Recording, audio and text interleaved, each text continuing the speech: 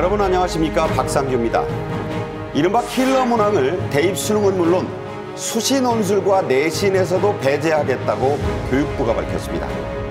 영어 유치원을 빙자한 영유아 사교육에 대한 엄중한 단속 방침도 발표됐습니다.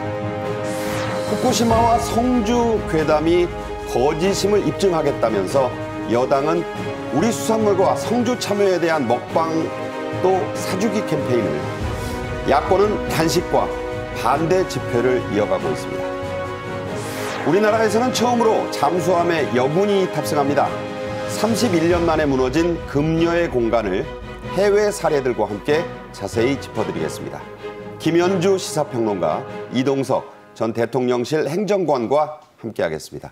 어서 오십시오. 안녕하세요. 교육부 장관인 이주호 사회부총리가 지난 3년간 수능과 모의평가 등에 출제된 이른바 킬러 문항 22개를 공개했습니다. 최소한 지금의 중3 학생들이 대학에 갈 때까지는 이런 문제들을 마치 족집게로 집어내듯 뽑아내겠다고 했는데요. 직접 들어보시겠습니다. 킬러 문항은 학생과 학부모의 눈높이에서 핀셋으로 철저히 제거하겠습니다. 교육부는 앞으로 수능 킬러 문항이 더 이상 출제되지 않도록 수능 출제 관리 체제를 한층 강화할 계획입니다. 수능 출제위원과 수능 전문 대형 입시 학원이 결탁하여 사적인 이익을 취하는 이권 카르텔에 대해서는 엄중히 대응하겠습니다. 네, 제시된 킬러 문항들을 저도 좀 살펴봤습니다. 수학이나 과학과 관련된 문제들은 엄두도 못 내겠고요. 좀 자신 있다고 제가 생각했던 영어나 국어 문제들도 참 모르겠더라는 생각이 들었습니다. 자, 김 평론가님은 어떻게 보셨습니까? 일단 그 문제의 첫 부분 지문 같은 거를 읽어볼 때 더 이상 읽고 싶지 않다는 생각이 들 정도로 너무 난이도가 참 높더군요. 그래서 네. 우리 학생들이 어느 정도의 수준으로 공부를 하고 있는가 좀 한편으로는 일견 좀 안쓰러운 생각조차 들 정도로 네. 정말 수준 높은, 어떻게 보면 그 교육을 통해서 뭐 우리나라가 이만큼 이제 성장하기는 했습니다만 또 그런 반대 측면으로 보자면은 너무 어려운 소위 킬러 문항들 교육부가 이제 발표를 했습니다. 총 22개 문항을 발표를 했는데 네. 국영수 전부 발표가 됐죠. 소위 이런 킬러 문항이라고 하는 것이 이제 공교육 과정을 제대로 공부한 학생들이 풀 수 있을 것이냐, 어떤 뭐 기계적인 사교육의 도움을 받은 학생들만이 좀 익숙한 것이 아니냐, 네. 이런 점을 지적을 하면서 교육부에서는 현장에서 지금 아이들을 가르치고 계시는 그 교원 여러분들과 함께 네. 이 문항들을 이제 점검을 해서 총 22개를 가려냈다는 것이죠. 네. 네. 자, 이동석 전 행정관도 수능 세대시죠? 네, 그렇습니다. 네. 자, 예시된 킬러 문항들 살펴는 보셨을 텐데, 자, 어떻게 보셨습니까? 제가 수능을 직접적으로 이렇게 한번 살펴봤지만 상당히 어려운 그런 앞으로 세대에 있어서도 굉장히 쉽지 않은 선택이겠구나, 그런 생각을 해봤습니다. 일단 어제 교육부가 공개한 문제를 보시면요. 일단 농계 수컷 집게발 하나가 매우 큰데 이러면서 상대 성장 그리고 L 그래프 이런 것들을 이렇게 설명을 합니다.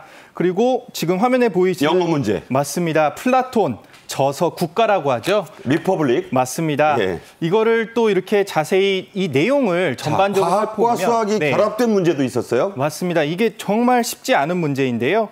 이 그러니까 킬러 문제라는 이 자체를 놓고 교육부가 발표한 내용을 보면 정말 대학원 시험 이상의 수준이다. 그런 거를 느낄 수 있었습니다. 제 친척 동생한테도 이 문제에 대해서 질문을 직접 해봤거든요. 좀 더 이제 가까운 수험 세대겠군요. 맞습니다. 지금 현재 대학교 1학년인데요. 본인조차 이 문제에 대해서 설명하기 힘든 네. 그런 부분이 많다, 이런 애로사항을 토로했습니다. 교육부가 공개한 이 내용들, 그러니까 킬러 문항들이요, 정답률이 4%에 불과하다고 해요. 4%짜리도 있었어요. 맞습니다. 네. 그런 자체를 놓고 보면 현재 최고난이도 문제가 현재 계속해서 나오고 있다는 문제가 지적이 됐고요. 일단 플라톤 저서, 국가라는 내용만 봐도 저 내용 자체를 다 알아야지, 그리고 국가 간에 대해서도 교과서에서 플라톤의 리퍼블릭 안 가르치잖아요. 맞습니다. 내용 자체를 알아야 이거를 할 수 있는데 그 내용 자체를 가리키지 않으니까 이걸 어떻게 풀 수 있느냐 이런 문제가 지적이 됐습니다. 제가 볼 때는 현재 그 교육부에서 발표하는 그 문제점 중에서도 준 킬러 문항이라는 이런 것도 굉장히 많이 나오고 있거든요. 이제 킬러 문항이라는 그 자체를 그거보다 살짝 더 쉬운 준 킬러 문항인데요. 이 자체가 굉장히 앞으로도 문제가 될 것이다. 이 사교육 현장에서 굉장히 완연하게 현재 교육을 받고 있다는데 준 킬러 문항 자체도 손봐야 되는 것 아닌가 그런 문제점도 현재 제시되고 있는 상황입니다.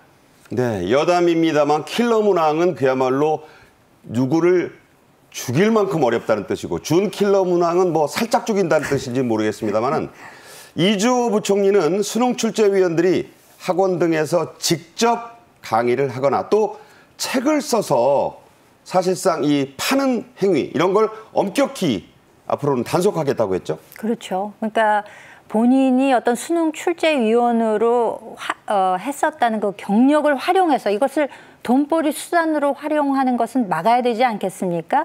그러니까 사교육 유착 방지를 하겠다는 것인데 지금 많이 이야기를 들어보셨을 겁니다. 사교육의 이권 카르텔을 끊어내겠다. 네. 이제 이런 표현으로 볼 수 있을 텐데요. 공교육의 정규 교육과정 내에서 출제를 하겠다. 그래서 기존에 수능 출제를 했다는 사람들이 예를 들면 뭐 참고서나 문제집을 만들어서 이것을 파는 그러니까 이력도 내가 수능 출제위원으로 있었는데 이런 걸 밝히면서 그렇죠. 네. 그러니까 그거는 그야말로 문제집 장사를 하게 되는 거 아니겠습니까? 네네. 우리 아이들의 교육을 놓고 그런 방식의 영리 행위가 일어나서는 안 되겠다라는 것을 교육부에서 아주 단단히 마음을 먹은 것으로 그렇게 해석이 되겠습니다. 네. 자, 교육부의 이런 사교육 대책 발표가 나온 직후에 대통령실은 사교육 이권 카르텔에 대한 사법 조치도 필요시에는 고려하겠다 이런 말을 했습니다. 자, 이게 어떤 의미일까요? 네, 일단 윤석열 정부에서 현재 추구하고 있는 3대 개혁이죠. 그러니까 교육, 노동, 연금 개혁, 그중에서 교육 그러니까 개혁을 현재 강하게 드라이브를 걸고 있는 모습입니다. 일단 카르텔 신고 자체 도입을 통해서 신고를 받게 된다면 그 교육기관에 대해서 신고 접수를 통해 이렇게 사법기관에서 나가서 적절한 조치를 취하도록 그런 행위도 현재 그러니까 지금 나오고 있고요. 일단 사법조치 필요성을 통해서 교육 시장의 전면의 그 과정을 개혁하겠다는 그런 의지로 현재 풀이가 되고 있습니다. 일단 수능 출제위원 이권 행위 자체도 멈추면서 위법 학원 관계자에 대한 처벌에 나서겠다고 시사한 건데요. 윤석열 정부의 3대 개혁의 강한 드라이브를 통해서 교육개혁이 반드시 이루어져야 된다. 그거는 모든 국민들께서 공감하실 거라고 저는 생각하고 있습니다. 네. 신고센터를 개설해서 신고를 받았더니 이틀 만에 40건이 들어왔으니까 지금도 그 이후에 2, 3일 지났거든요. 몇 건이 들어왔는지 궁금합니다. 자, 이 대책대로 하면은 수능이 좀 쉬워지는 거 아니냐. 너무 쉬워지는 거 아니냐. 한마디로 물수능이 되지 않겠느냐는 일각의 우려도 있습니다. 그래서 이 부총리 이렇게 답했는데요. 직접 들어보시죠. 그렇지만 이러한 그 조치가 결코 변별력 확보라는 중요한 그 수능의 역할을 약화시키지 않을 것이다. 수능을 준비하는 입장에서 혼란이 없을 것이라는 말씀을 다시 드리겠습니다. 킬러 문항이 없어도 반드시 물수능이 된다. 킬러 문항이 있을 때 반드시 물수능이 된다는 것은 저는 그 사교육의 논리라고 생각을 하고요. 물수능도 아니고 불수능도 아닌 공정한 수능이 될 수 있다 이렇게 생각합니다. 네, 이 공정한 수능이란 말 윤 대통령이 지난해부터 일관되게 강조했고 교육부에도 지시했다는 그 핵심적인 말입니다. 그런 차원에서 교육부 대입 수시 논술 또 고교 내신에서도 이런 킬러 문항을 배제하도록 하겠다. 그런 입장이 나왔네요. 그러니까 이 킬러 문항 이야기가 나온 것이 우리 교육을 공교육 시스템 하에서 잘해보겠다라는 그 의도잖아요. 네네. 사교육 시장을 좀 줄이겠다, 그 폐해를 네네. 줄이겠다라는 것인데 킬러 문항 배제한다고 하니까 당장 학원과 대치동 쪽에서는 준 킬러 이걸로 또 마케팅을 바로 활용을 했단 말이죠. 그러니까요. 예, 그러니까 수능에서만 그럼 킬러 문항 제외해가지고 무슨 효과가 있겠느냐 이제 이런 지적이 나오는 것이고 그렇기 때문에 대학별로 실시되는 뭐 수시에서의 뭐 논술 문제라든가 지필 평가 뭐 이런 그렇죠. 거요. 네. 그리고 고등학교 정규 과정에서도 내신에 영향이 있는 그런 분야에서도 사교육 혜택 받지 않은 학생들도 학교 공부를 열심히 하게 되면은 좋은 성적을 거둘 수 있도록 하겠다. 지금 이제 그런 근본적인 대책을 내놓은 것이죠. 네. 어떻게 보면은 수능 고 킬러 문항 배제만으로 효과가 나올 수 있느냐라는 일각의 지적에 대해서 보다 근본적인 해법을 제시한 것이라고 해석할 수 있겠습니다. 자, 그런데 지금까지 교육정책 보면 대학들이 무시하면 이게 소용이 없었어요. 자, 그래서 만약에 이 킬러 논술을 출제한 대학이 나오면 교육부 신입생 정원을 10%나 감축한다고 밝혔는데 이거 작은 수가 아니네요. 그렇죠. 10%면 안 그래도 요즘에 이제 그 인구 우리 구조가 굉장히 그 나이가 어릴수록 줄어드는 구조이기 때문에 네. 10% 감축이라고 하는 것은 일종의 대학에 대한 그 경고가 되겠죠. 고육지책이라고도 할 수 있을 것 같습니다. 예. 그러니까 반드시 지키라는 것이죠. 은근슬쩍 여기에다가 대학별 고사에다가 만약에 킬러 문항과 가까운 그런 연계된 문제를 내게 된다면 효과가 줄어들 것이기 때문에 꼭 지켜달라는 교육부의 뭐 의지 으름장 표명, 그런 거네요. 의지 표명이라고 보시면 좋을 것 같습니다. 네. 자, 이 대입만이 문제가 아닙니다. 이른바 영아, 유아 사교육도 참 심각한 문제가 돼 있죠. 영어 유치원 간판을 내걸고 한 달에 175만 원 이상을 받아온 이른바 이 편법 영유아 학원들 정부가 교육부가 강력히 단속을 하겠다고 했죠? 네, 강력하게 단속 예정이라고 합니다. 일단 영유아 사교육, 그러니까 영어 유치원이라고 하죠. 저희에게는 더욱더 이제 친절한 영어 유치원이라는 단어인데요. 이 영어 유치원이라는 단어를 앞으로 사용할 수 없을 것 같습니다. 대신 영어 학원이라는 단어가 이렇게 등장할 것 같은데요. 그러니까 유치원 대신 학원으로 명칭을 변경해서 진짜 학원처럼 이렇게 운영할 수 있게끔 이렇게 변경이 되는 거죠. 네네. 그러니까 영어 유치원에서는 사실 이게 외국어로 이렇게 등록된 학원이기 때문에 그 음악 그리고 미술, 체육 이런 한글과 같은 거를 가르칠 수가 없거든요, 네. 사실상. 그렇죠. 근데 영어 유치원이라고 해서 이런 것들을 이렇게 가르치면서 유치원 마냥 이렇게 해왔던 겁니다. 그러면서 일반 사립 유치원, 그러니까 사립 유치원보다 55만 원, 3배 넘는 금액을 170만 원을 받아왔던 겁니다. 대단히 많이 받는 거예요. 네, 맞습니다. 그래서 유치원부터 이렇게 고가의 금액을 들여서 이렇게 사교육을 한다는 그 행위 자체를 일단 학원으로 돌림으로써 어느 정도 형평성 문제라든지 공정성 문제에서 좀 벗어날 수 있지 않을까 그런 생각을 해봤습니다. 네. 자, 이제 수능 약 5개월 남았죠. 이렇게 갑자기 바뀐 출제 방향에는 어떻게 대처해야 할지 상당히 뭐 학부모님들, 수험생들 걱정이 클 텐데 뭐 어떻게 교육부 얘기하고 있습니까? 그러니까 이게 이제 난이도에 관한 문제가 아니라는 거죠. 사실 이게 어떤 변화가 있게 되면은 어떻게 변화될 것인가를 우리가 모르기 때문에 잘 모르는 데서 오는 불안감이 있습니다. 그러니까 5개월밖에 안 남았는데 뭐가 변화될 것이냐. 이 실체를 지금 잘 모르기 때문에 네. 수험생들과 부모님, 학부모님들 모두 이제 좀 불안감이 있으실 텐데요. 사실상 기존의 공부를 학교 교육 위주로 열심히 해온 학생들이라면 어떻게 보면은 보다 좀 편안하게 문제를 풀 수 있을 것이라는 기대감도 있습니다. 네네. 그래서 공교육 과정을 잘 이수한 학생들이 그동안 사교육을 통해서 뭐 플러스 알파의 그 분야까지 공부를 했어야 한다면은 기존에 우리가 공교육 체제 하에서 가능한 부분들 이렇게 지금 이제 출제 범위가 어떻게 보면 좀 좁혀졌다고도 볼 수 있기 때문에 좀 잘 운용을 하는 그런 좀 연습은 필요하다고 생각이 됐는데 특히 이제 국어 과목 같은 경우에는 EBS의 그 수능 연계율이 많이 높아질 것으로 보입니다. EBS 충실히 좀 더 보란 얘기네요. 그렇죠. 네. 수학, 영어도 마찬가지인데 EBS와의 연계율은 앞으로 당분간 올라갈 올라가지 않을까라는 예상이 가능하고요. 그래서 이렇게 문제지를 처음 받았을 때 난이도를 한번 이렇게 쭉 살펴보고 본인이 잘 풀 수 있는 문제들을 시간 분배를 잘 하면서 그러니까요. 풀어나간다면은 조금 더 전략적으로 대처할 수 있는 그런 방안이 되지 않을까 싶고, 특히 시간 배분이 중요하기 때문에 네. 학생 여러분들이 당황하지 않고, 그리고 지금 어떻게 변화될지 모를 것이라는 그 불안감을 조금 잠재우고 네. 킬러 문항이 없는 만큼 그거보다 조금 낮은 수준의 뭐 소위 준 킬러 문항이 만약에 있다면은 개수는 조금 늘어날 거예요. 그러니까 그런 것을 좀 익숙하도록 연습하는 훈련만 한다면은 뭐 특별히 달라지니까 거기에 대비해야 되고 이런 과정은 뭐 필요가 없을 것이라는 게 교육부의 주장이기도 합니다. 네. 자, 다음 주제로 가겠습니다.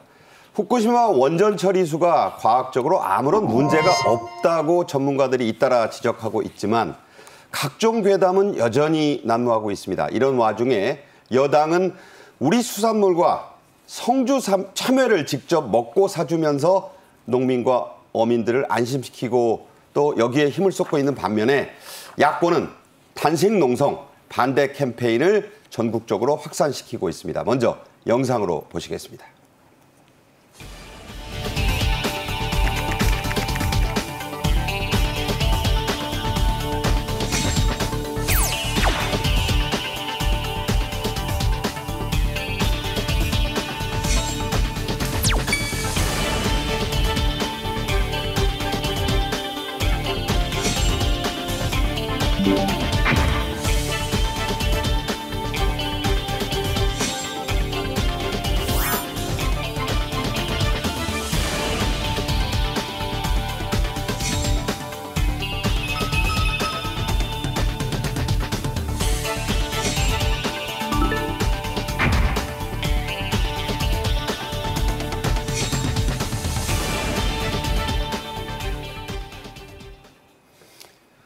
요즘 김기현 국민의힘 대표 등 지도부는 우리 생선회 먹기 챌린지를 이어가고 있습니다.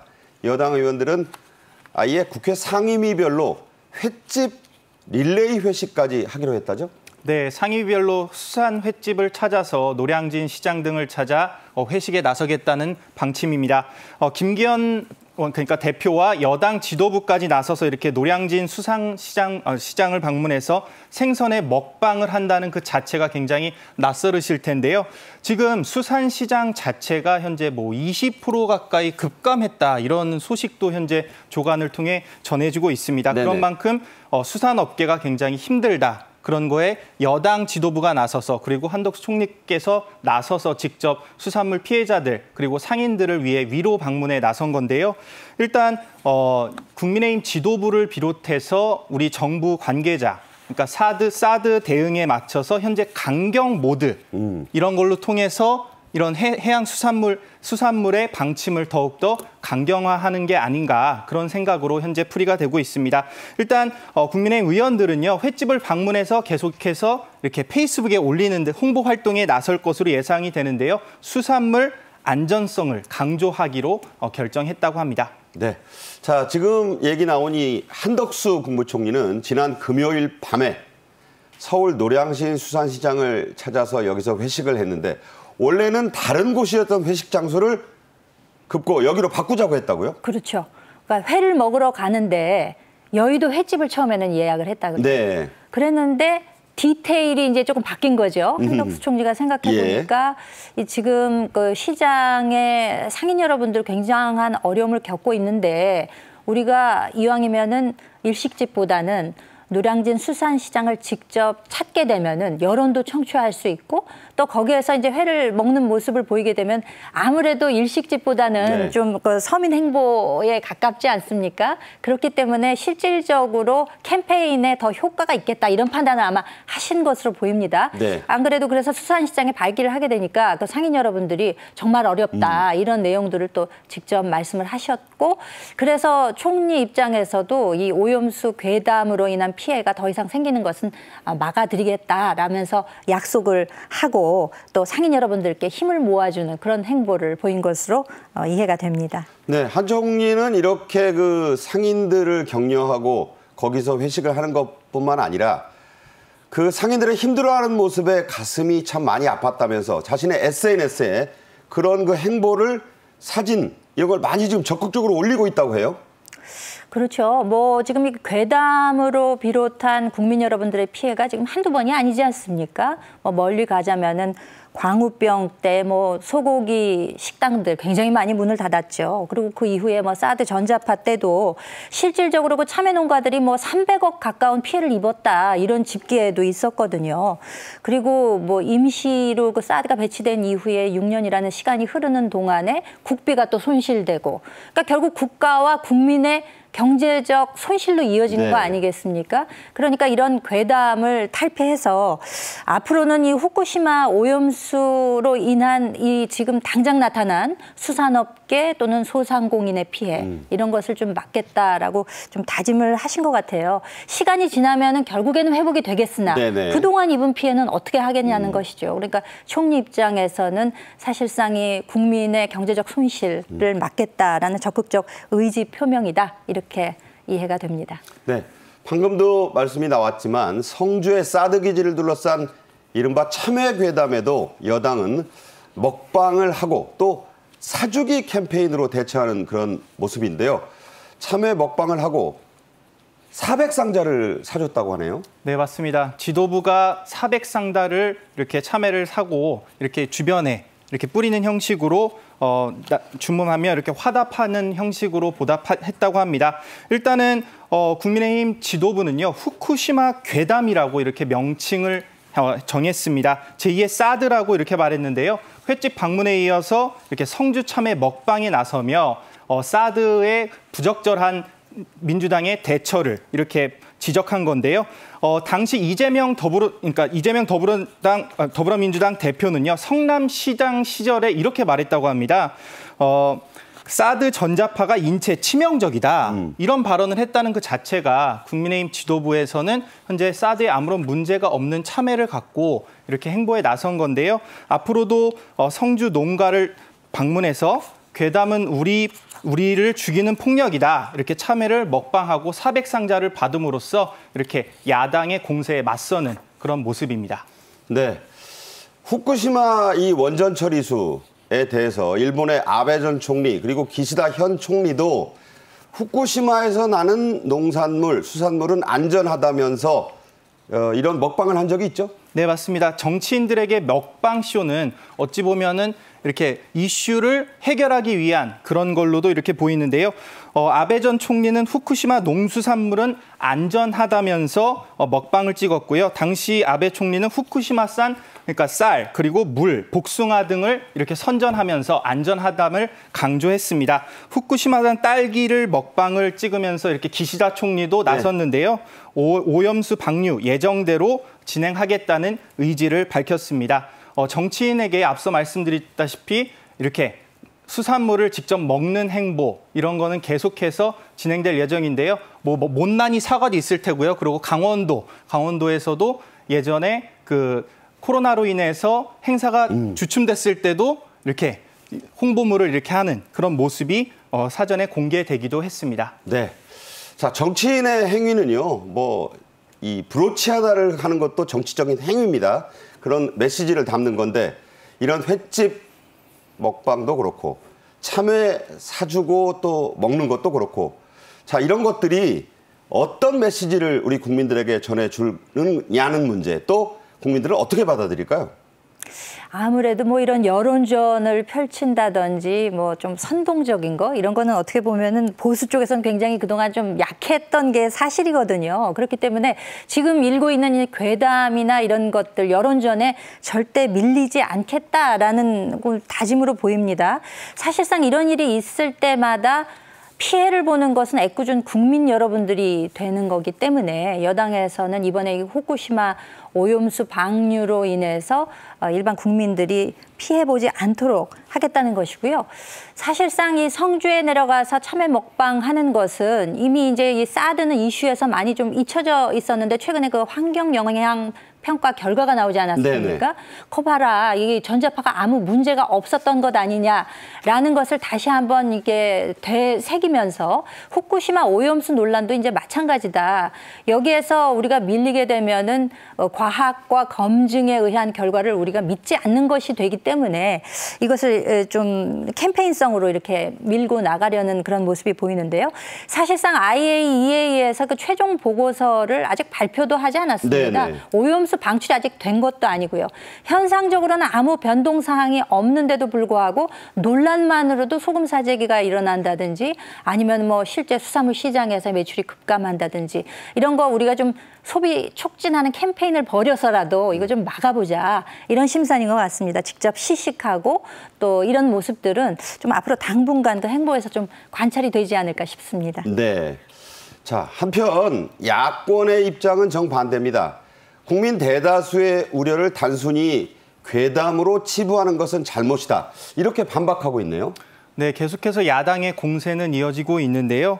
일단 정부의 오염수 방류 중단 요구 계속해서 설득을 시키고 있지만 실질적 대응에는 현재 야당이 이렇다 할 문제를 현재 꺼내놓지 못하고 있습니다. 일단 야당위원회 단식 농성도 현재 이어지고 있지만 야당 지도부가 나서서 이 오염수 논란에 어떠한 대책을 마련할 수 있을지, 결국 야당은 대응책을 제시해야 되는 그런 야당의 입장을 보여야 되는데 이렇게 일방적으로 괴담에만 이렇게 뿌리고 있으니 지금 여당 입장에서는 괴담으로만 치부한다, 이런 말이 나올 수밖에 없거든요. 그래서 앞으로도 지금 일본 정부가 계속해서 주장하고 있지만 앞서 말씀드렸다시피 IAEA가 아직 결과가 통보가 되지 않았습니다.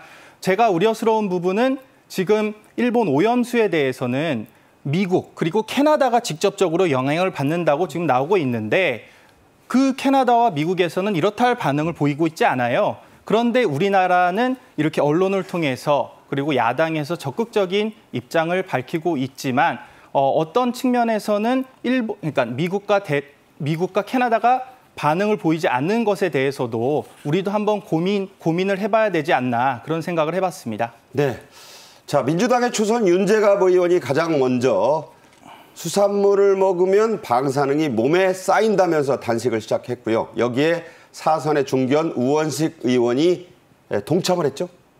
그러니까 이제 먹방 캠페인을 벌이니까 이제 단식으로 맞불을 놓는 거죠. 이제 우리는 이거 먹을 수 없다라고 이제 시위를 하는 겁니다. 야당이 20일부터 단식 농성을 시작했는데 이게 결국 목적은 후쿠시마 오염수 방류를 이제 반대하는 거를 보여주는 거죠. 그리고 윤재갑 의원 같은 경우에는 이제 생선을 먹게 되면은 방사능이 몸에 누적된다, 이걸 조심해야 된다라는 이야기인데, 사실상 그 방류량이 적다 하더라도 그 먹이 사슬에서 누적이 되다 보면 큰 물고기를 먹게 되면 인간이 이제 그 폐해를 입게 되는 것이 아니냐, 이제 네. 이런 주장인 것인데요. 사실상 지난 2011년 동일본 대지진이 일어났을 때는 하루 300톤씩 정말 아무 정수 장치를 거치지 않는 방사능 오염수가, 그야말로 핵폐수, 이재명 대표가 이야기한 그 용어죠. 핵폐수가 나왔음에도 불구하고 경희대 정범진 교수가 지적을 했죠. 네. 우리나라 인근에서는 지난 10여 년 이상 동안 아무 변화, 유의미한 변화가 없었다는 것이거든요. 그렇기 때문에 지금 해양수산부에서도 그 체크하는 곳을 42곳에서 200곳으로 늘리고 그 조사 기간도 줄이고, 수산물도 지난 2011년부터 이미 조사를 해오고 있는데 위판장에서 더 적극적으로 방사능 조사를, 검사를 한다고 해요. 네. 그러니까 이렇게 좀 과학적으로 접근하고 있는데 야당에서는 지금 이제 단식 농성에 돌입하고 또 가세하고 이런 모양새가 연출이 되고 있습니다. 네. 정의당의 이정미 대표는 주한 일본 대사관 앞에서 기자회견을 하고 지금 단식을 하고 있는데 이건 또 어떻게 봐야 될까요? 뭐 장외전을 이제 좀 가세해서 좀 판을 키워보겠다, 이렇게 좀 이해가 됩니다. 그러면서 이정미 대표가 한 이야기가 지금이 아니면 투기를 막을 수 없다라고 주장을 했는데, 근데 사실상 엄격하게 얘기해 보면 이 투기를, 방류를 하고 안 하고의 문제는 일본 정부가 결정해야 되는 문제잖아요. 네네. 그렇지만 이제 국제사회에 영향이 있기 때문에 국제사회, IAEA 이런 전문가 그룹에 점검을 요구를 하고 이 결과를 좀 지켜보자고 하고 있는 것인데도 불구하고 지금 야권 또 정의당 대표까지 합세를 해서 단식 농성에 돌입함으로써 앞으로 좀 목소리를 키울 모양인데 이게 어떤 결과를 초래할지는 좀 두고 봐야 될 것 같습니다. 네. 자, 국민 여러분의 현명한 판단이 있으셔야 할 것 같고 모든 것은 사실과 과학이 우선이라는 점을 강조할 필요가 있다고 봅니다. 자, 이어서 다음 주제로 가겠습니다. 내년 초가 되면 사상 처음으로 우리 잠수함에 여군들이 승선합니다. 국방부가 여군 부사관 7명을 잠수함 승조원으로 뽑았는데요. 이들은 내년 초부터 3,000톤급 잠수함 안창호함과 안무함에 정식으로 타게 됩니다. 먼저 영상 보겠습니다.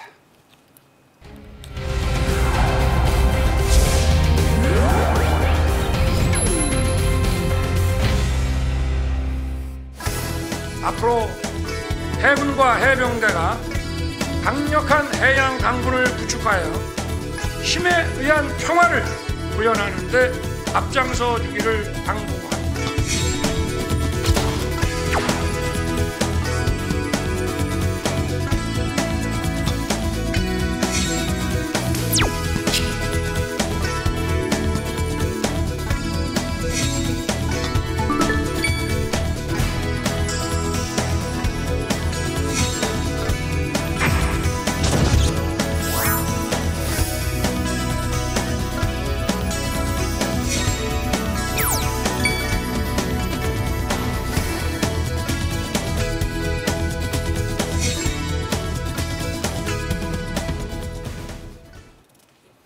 해군은 잠수함에 대한 여군 인력 근무 확대를 위해 6월에 여군 부사관 7명을 선발했고 앞서 5월에는 여군 장교 2명을 뽑았습니다. 자, 해군의 얘기부터 들어보시죠. 이번 달에 여군 부사관 7명을 선발하였습니다. 지난달에 선발된 장교 2명을 포함해 선발된 인원들은 교육을 받은 후 내년부터 3,000톤급 잠수함에서 근무할 예정입니다.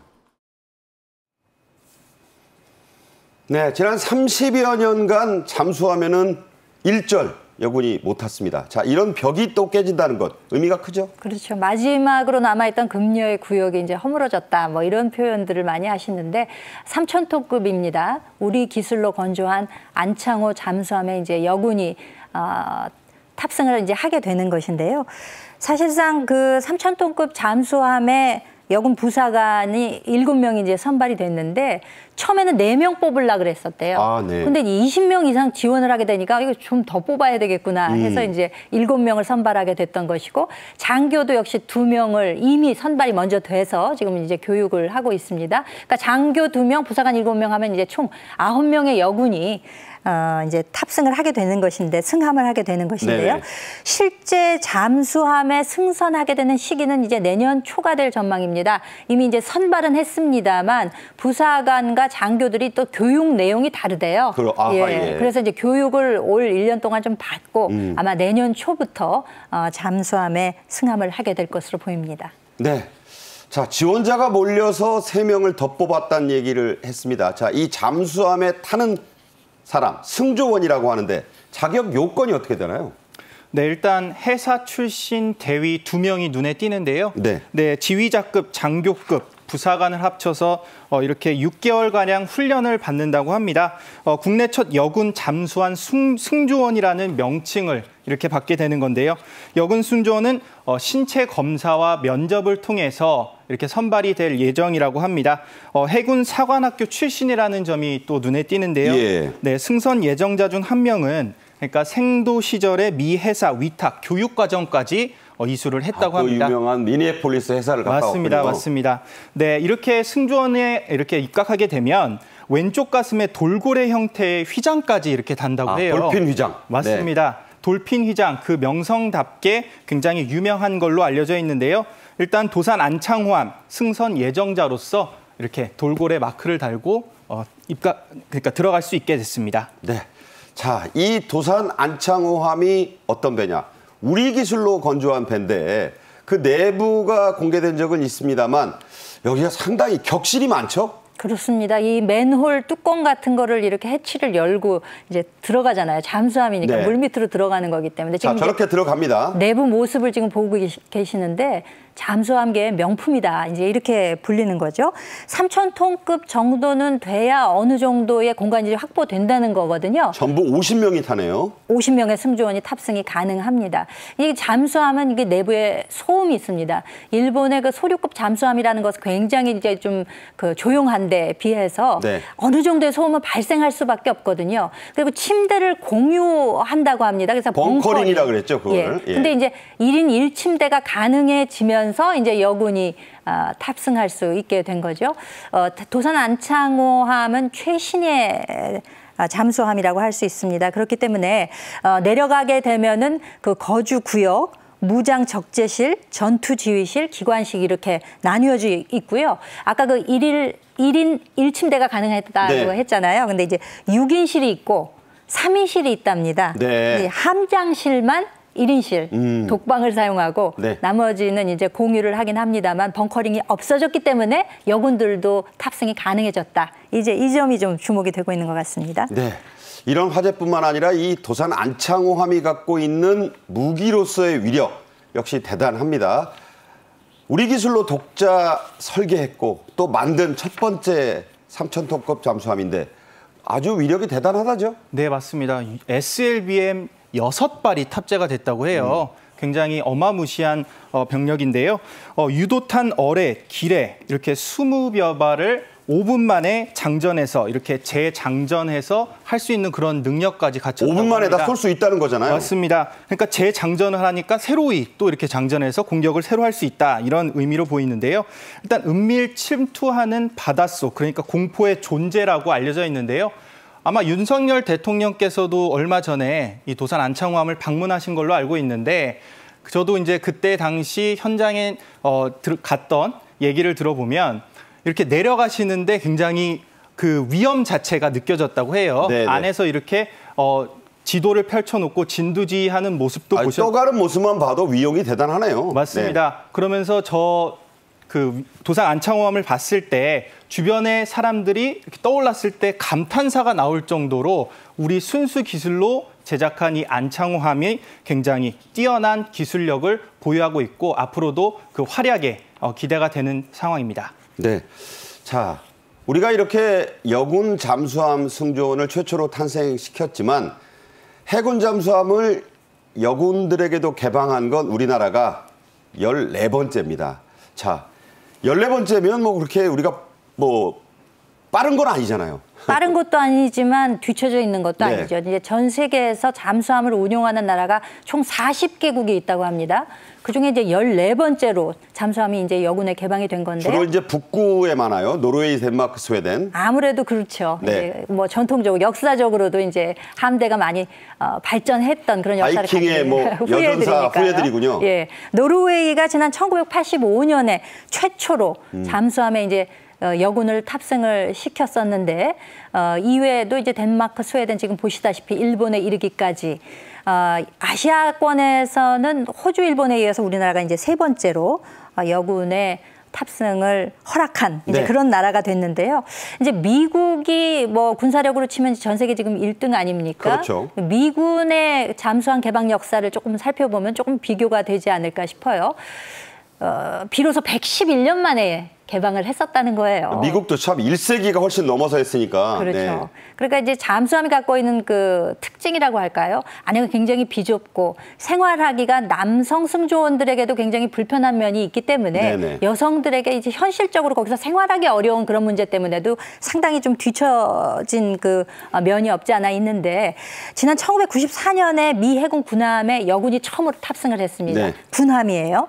그리고 나서 2011년 말에 돼서야 드디어 여군 장교 등이 탑승을 했는데 미국은 오하이오급의 6,000톤급 그 우리의 잠수함이 두 배네요. 있죠. 네. 그렇습니다. 버지니아급에도 탑승을 하고 있고 지난 2020년이 돼서야 비로소 여성 부사관이나 일반 수병들이 잠수함에 이제 탑승을 할 수 있게 됐다는 것인데 뭐 전체적으로 보면은 그 14번째라고는 합니다만 우리가 스스로의 기술로 잠수함을 건조하고 또 스스로의 기술로 스스로가 교육받아서 승조원이 가능한 우리의 장교 부사관들이 네. 실제 탑승을 했다는 점에서는 뭐 전체 함정의 역사로 볼 때도 절대 뒤처지지는 않았다 이렇게 평가할 수 있겠습니다. 네. 자, 여군들에게 잠수함의 문을 최초로 개방한 나라 앞서 보셨지만 노르웨이입니다. 1985년에 세계 최초로 이 문호를 열면서 그때는 아주 큰 뉴스가 됐었어요. 네, 맞습니다. 노르웨이 하면 굉장히 남녀 평등 사회가 굉장히 부각된 나라로 그렇게 알려져 있는데요. 노르웨이 여군 잠수함 승조원 진출이 빨랐던 이유, 앞서 말씀드렸다시피 남녀 평등 사회가 굉장히 지향됐기 때문입니다. 노르웨이는 1985년에 세계 최초로 그러니까 솔베이크 크레이라는 장교가 여군 잠수함 함정 시대를 열었는데요. 함장이 된 거예요. 맞습니다. 네. 함장. 그 의미로 굉장히 첫 번째 여성 승조원도 아닌 함장이 됐기 때문에 이렇게 각별하게 기억에 남는 것 같습니다. 노르웨이 여성 여군 잠수함 승조원 진출이 빨랐던 이유, 병사들이 함께 이렇게 내무반 생활을 했다고 해요. 그 의미가 굉장히 높고 또 점호까지 함께 받는 등 사회적 구조 자체가 이렇게 남녀 평등 사회로 이렇게 평등 사회가 이렇게 지향됐기 때문으로 알려져 있습니다. 네, 노르웨이 다운 그런 남녀 평등의 표상이었다는 얘기입니다. 자, 아시아로 좀 눈을 돌리면요. 일본이 아시아에서는 처음으로 해군 잠수함을 여군에게도 개방했었는데 이게 2020년이었네요. 2020년이에요. 그러니까 이제 일반 수병들한테 미군도 그 잠수함 탑승을 허용한 것이 2020년. 그러니까 비교적 최근에 와서 이제 전부들 이루어진 일이기는 한데 일본은 그 해상자위대가 이제 뭐 헌법상 군대는 아닙니다. 일본은 그렇죠. 군대를 보유할 수 없도록 되어 있기 때문에 해상자위대가 이제 마약급 2척 등 포함해서 이제 잠수함이 이제 발달이 돼 있고 또 일본은 섬나라이기 때문에 해군이 강합니다. 그래서 이제 각종 대형 수상 함정 50여 척을 보유하고 있는데 2020년에 일본 잠수함에 승선한 첫 여군 5명이 배출이 됐고 그 이제 돌고래 휘장 아까 얘기가 나왔습니다. 돌핀이요? 네. 돌고래 표지장이라고 하는데 일본에서는 표지장을 받게 되는 여군이 5명이 지난 2020년에 배출이 됐습니다. 네. 자, 우리 해군은 이미 지난 5월부터 여군 장교와 부사관 50여 명을 대상으로 잠수함을 견학시키고 또 여러 가지 승조원 체험을 실시했는데요. 아무래도 잠수함에 탈 병력이 부족하다는 그런 지적이 제기됐기 때문이라고 하네요. 네, 맞습니다. 병력 자원 감소에 따른 그러니까 인력 부족 문제 일부를 해소 가능해졌다는 평가가 나오고 있는데요. 다시 말해서 여군의 입장에서 현재 근무 환경이 굉장히 좋아졌다고 여군 반응도 굉장히 좋다고 합니다. 그러면서 여군 승조원으로 자부심이 매우 클 것 같다는 승조원의 말도 굉장히 많이 나오고 있거든요. 일단 여군 자체가 승조원으로 들어간다는 그 의미가 굉장히 클 것 같은데요. 앞으로도 이 병력들이 우리나라를 지키면서 여군의 역할을 제대로 함으로써 긍정적인 여군 인식 개선도 앞으로 계속될 것으로 보입니다. 네. 자, 이렇게 우리가 이제 여군 잠수함 시대를 연 것은 인력난의 문제뿐만이 아니고 여러 가지 그 문제도 같이 감안했습니다. 일찍이 준비를 시작했고 또 설계도 앞으로는 이게 이제 여성들에게도 잠수함이 언제든지 개방될 수 있는 그런 구조로 설계를 한다고 하네요. 그러니까 잠수함에 탑승을 시켜야 되겠다라고 논의가 시작된 것은 지난 2014년이라 그래요. 그러면 거의 10년이라는 세월이 흐르지 않았습니까? 그렇죠. 그동안 왜 탑승을 못했는가? 이게 현실적인 문제가 있었던 거예요. 그간에는 이제 1200톤급, 1800톤급 그러니까 비교적 규모가 작아요. 그렇네요. 그럼 안에 내려가면 굉장히 협소하거든요. 그렇죠. 그리고 뭐 실제로 거기에 이제 뭐 물 같은 거 이제 실어야 되는데 많이 못 싣습니다. 그러니까 남성 군인들 같은 경우에도 면도도 뭐 자주 하지 못할 정도의 물 소비를 좀 줄이는 그런 내용이 있었기 때문에 실제로 여성 군인들이 탑승하기가 어려웠던 것인데 그렇다고 봐야겠죠. 네, 우리 도산안창호함이 이제 취역이 시작되면서 본격화가 된 거예요. 그래서 네네. 이제 작년에 이제 결정이 돼서 여군을 위한 시설, 그것은 뭐 이제 수면을 하는 시설부터 포함해서 뭐 여러 가지 뭐 위생을 위한 시설까지 다 포함해서 비로소 3,000톤급이 됐기 때문에 이 취역 이후에 여군 시설이 갖추어지면서 본격화됐고 이게 이제 지금 실행에 옮겨진 것이고 지금 이제 교육을 통해서 내년 초에는 우리 여군들이 실제 잠수함에 탑승하게 되는 그런 새로운 시대가 열렸다 이렇게 평가할 수 있겠습니다. 네, 금녀의 벽은 속속 깨져왔습니다. P3C 해상 초계기 조종사에도 이미 여성이 나왔고 또 잠수함뿐만 아니라 고속정 지휘관도 이미 나왔고 지난해에는 최초로 해상작전 헬기 링스의 여성 파일럿도 나왔습니다. 자, 이런 영역 자체의 구분이 의미가 없는 그런 시대에 우리가 살고 있다 이런 생각이 드는데요. 김건희 여사는 지난 3월에 세종대왕암 안에서 여군 승조원들을 별도로 만나서 격려하고 또 감사의 뜻을 전하기도 했는데 어떤 의미가 있었을까요? 네, 일단 여군 자체에 대한 이미지 개선, 더욱더 여군에 대한 힘을 실어주기 위한 행보 아니었나 그렇게 생각합니다. 세종대왕암 여군 승조원들을 지난 3월 달에 만났는데요. 김건희 여사는 세종대왕암 내에서 승조원들과 이렇게 직접적으로 대화까지 하면서 아주 유익한 시간을 보냈다고 언론을 통해 전했습니다.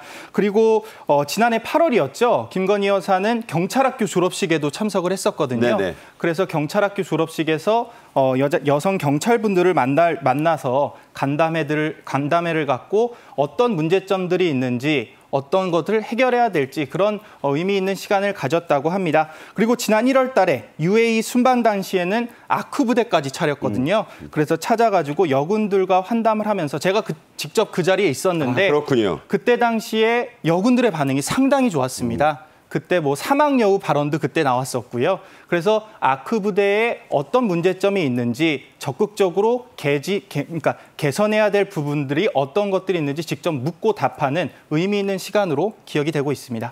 네, 정운이나 공보, 행정에 머물던 여군 시대는 이미 끝났다. 잠수함 승조원에까지 여성 시대가 열린 점에 그 의미를 부여할 수 있는 그런 사건이었습니다. 김현주 시사평론가, 이동석 전 대통령실 행정관과 함께 말씀 나눴습니다. 고맙습니다. 감사합니다. 오늘 저희 정책인의 이슈가 준비한 소식은 여기까지입니다. 시청해 주신 여러분 감사합니다.